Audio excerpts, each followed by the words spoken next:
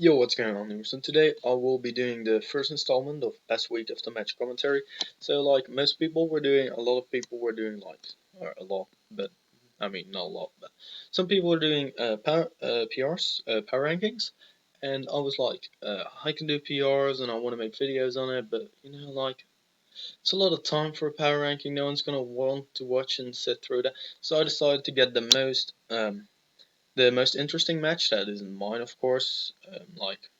Mine are like cancelled out because I already did a commentary on those. So I picked the most interesting one and do a commentary on that one. So we start off with week one.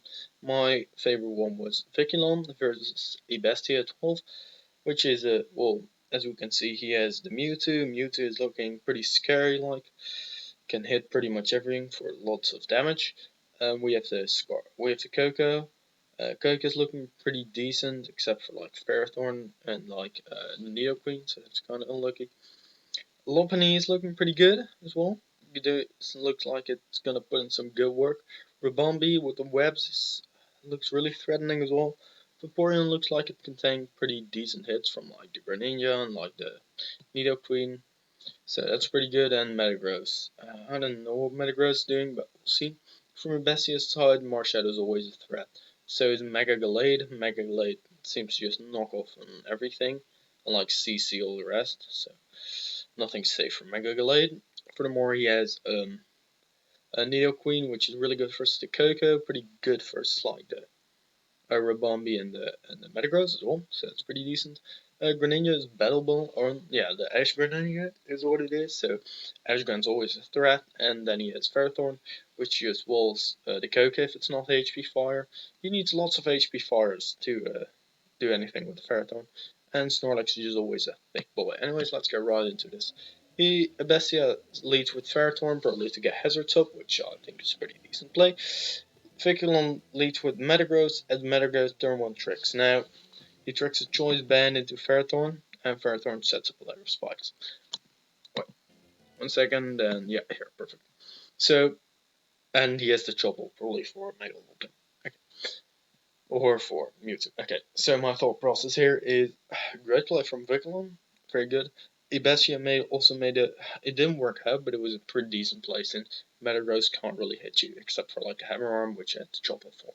And I don't see any removal on Vicyclon's team. He probably, I don't know if he has Coco with Defog or a Bombi with Defog, so this is gonna be a problem. So, second turn, Vicyclon sets up the rocks, which is pretty useful versus his team. Got some nice chip on everything, and Ebastia is like, I do not care, I'm just setting up another layer of spikes. So, 3 layers of spikes right off the bat. This is kind of problematic. Ebastia goes into his Greninja, probably predicting like a flamethrower or a side strike, and Vicyclon probably predicts the switch out, so click side strike, which hits actually everything except Greninja, so that's pretty good. Yeah, so that's a pretty good play. And here so Greninja comes in, clicks Dark Pulse on the Vaporeon. Vaporeon here clicks Protect to like scout what he's going to do, see if he has U-turn, but he stays in Dark Pulse again. So it looks like he's going for the flinches, which, I don't know, I mean if he gets a flinch here it would be amazing, but he gets a crit instead, does not get the flinch, he gets the wish off. And of course here he protect, will protect because I mean otherwise he'd be dead. Ebastia Dark Pulse again, which I mean his life orb's chipping away at him at rapid paces. If he gets a flinch here, that's amazing, and he gets a flinch, so it's really unlucky for Vicyclon, but it's not that big of a deal because he can protect. And now when he's at 39, he can live one. So he lives one. He's lucky, but he gets flinched. Like, what is this? And now he goes into Coco, trying to not get Vaporeon Guild for the Battle Bond, and Ebastia gets another crit. So right off the bat, this is really bad. Like, this is really bad for Vicyclon, but he kind of gets back a little by clicking what I assume to be Z Wall Charge, otherwise it probably wouldn't have O-code. as Marshadow comes in and kills off the Coco, so that kind of probably reveals Marshadow's scarf, I'd assume.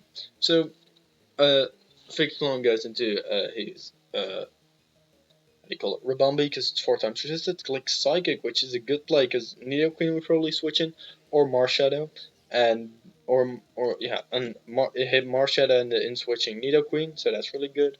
He goes Vaporeon on the first turn, sees Gyro Ball, goes into Metagross because, well, I mean, Metagross can take any Gyro Ball. Clicks Ice Punch, which, why not click Meteor Mesh? He's probably going to switch out anyways. He now clicks Meteor Mesh as Glade subs up, thinking it will switch out, but it won't. He won't let Glade be a threat, so he clicks a Knockoff. Metagross' Bulky Boy lives and knocks it out with Ice Punch. So here Greninja kills the Metagross because he doesn't really have switching for the Greninja at this point in time. So he goes into Lopunny, probably for a fake out you'd expect, but I think he doesn't have fake out because he takes like Water Shuriken. He takes 3 Water Shuriken, lucky, otherwise the game would have probably been over. And he takes a Drain Punch to the face, which only recovers 4%. So Lopunny's dead when it switches out. So he has to stay and clicks Fire Punch, which is a nice bring for like Chopples, and does a lot of damage, but not nearly enough. He goes into his Rabombi to finish off with an HP Fire. He knows that Marshadow is scarfed. Marshadow clicks Spectral Thief, and seeing as the Mewtwo had no item, you would think it's probably Colbur or, Cassib for the Ghost type attack. No, but Mewtwo also turns out to be scarfed, so that was really close. I was like, yeah, Ebastia has this in the bag, GG. But then Vicyclon just whips out the Scarf Mewtwo, which is kind of heat. Not gonna lie. That man predicted the Scarf Marsha is a problem with Scarf Mewtwo. Anyways, really good game. The hacks with the Vaporeon were kind of fortunate. But anyways, that's my replay of the week. See you guys in week 2, and until then, have a nice day.